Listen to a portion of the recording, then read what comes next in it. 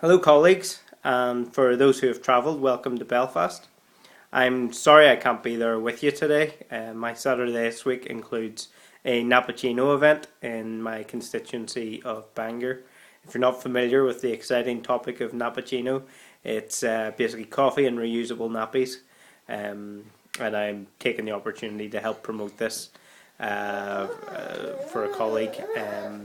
And I think it's kind of one of the small ways that young families can help tackle some of the issues that the Green Party are all too familiar with. After that, I have the very important candidate and campaigner training I'm holding in North Down.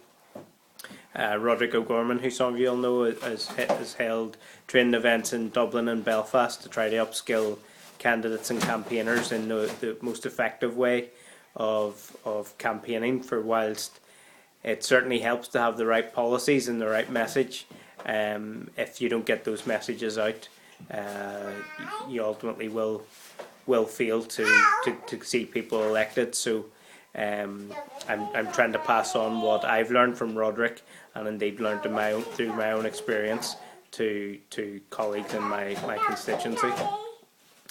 After that, it's putting the kids to bed, so there's essentially a day in the life of a politician. It's not all BBC interviews and arguing with the DUP in the chamber, although arguing with the DUP in the chamber is probably one of my favourite elements of the job, that's for sure. In the background you can hear my daughter Thea, so I'm very much living up to my green ideals and doing my bit, not just as a politician but as a parent, and trying to practice what I preach and recognising the importance of family. Just to give you an idea of some of the things I've been up to in the Assembly and indeed in my constituency, I suppose very key for us of late has been the planning bill. There were attempts, for those who haven't followed it, to essentially give the First and Deputy First Minister, two politicians, the power to deregulate planning in any area where they see fit.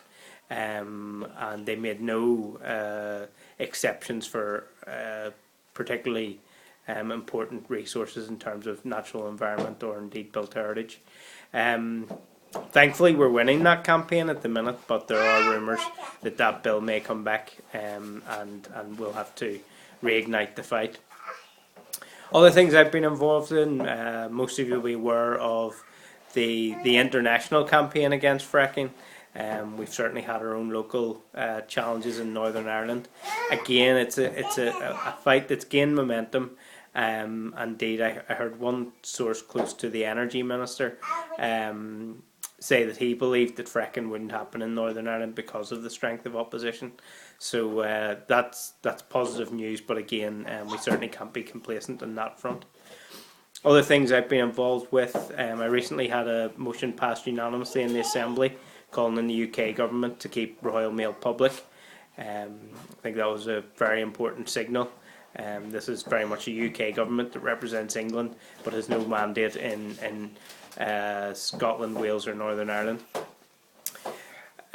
Other things, I suppose very important to me personally, something I've been working on for 2 years, is a private members bill to bring more joined up thinking in the government strategies and delivery of services to children and young people.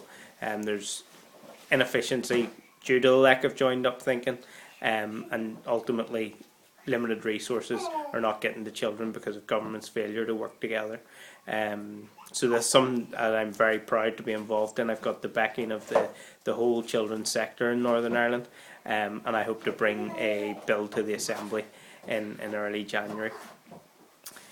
I mentioned the candidate training and campaign training that I'm doing in North Down, and it's very important that we look to the next elections.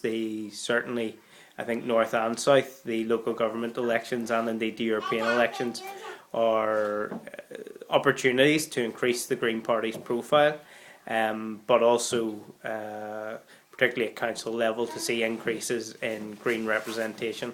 We're certainly looking to see big gains in Northern Ireland hoping to break on to Belfast City Council, as well as increase our membership in North Down Council, and as well as bloody new candidates who we'd hope to get elected in future.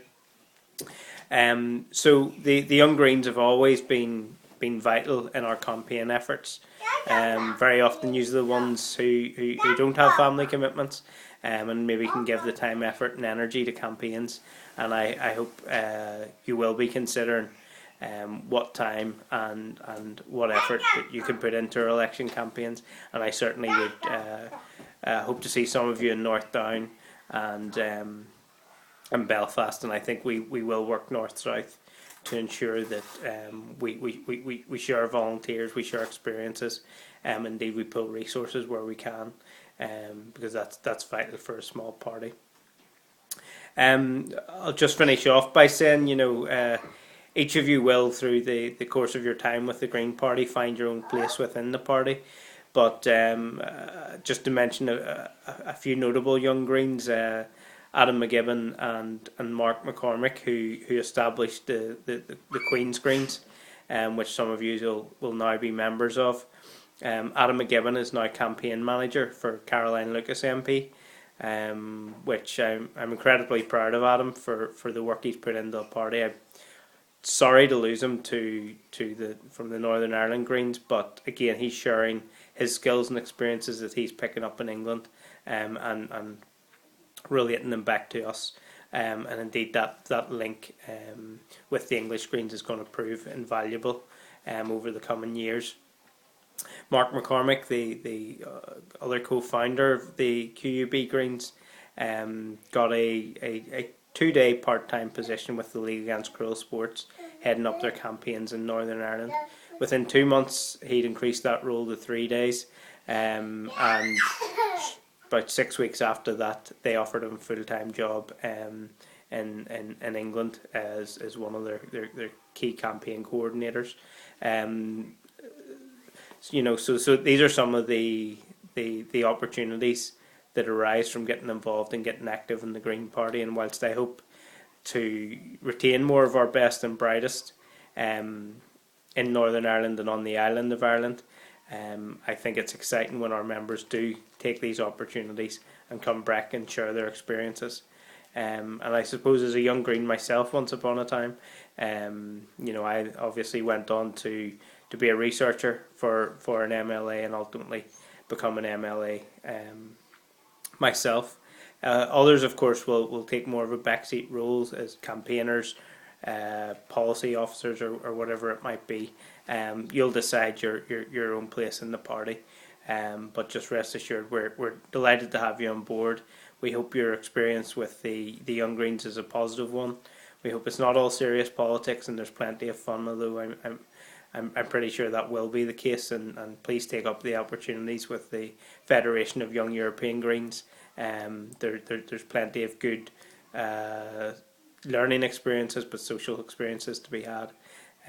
So I urge you to take up those opportunities. I hope you enjoyed the day. I hope to catch up with you soon. I know there are plans for a visit to Stormont, and I'm happy to facilitate that, and look forward to seeing some of you then. Thanks very much.